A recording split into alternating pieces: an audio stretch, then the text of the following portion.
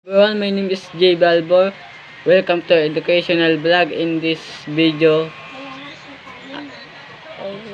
I will introduce multimedia and information and communication technology, also known as ICT.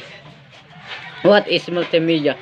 First, let us define multimedia. Multimedia is the use of different types of media, such as text, image, audio, video, and animation to present information.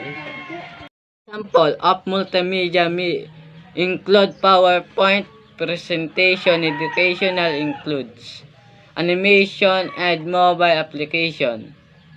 Multimedia makes learning more interesting and easier to understand. Next is ICT, or information and communication technology. ICT refers to the technologies used to create, store, and share information. This include computers, smartphones, the internet, and communication application. ICT helps people communicate, learn, and works efficiently. Importance of multimedia and ICT.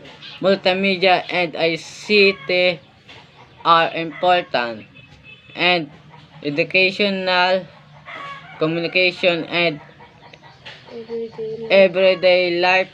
Teachers use multimedia to explain lesson learning, will students use ICT to research and submit activities online in daily lives. People use ICT to communicate,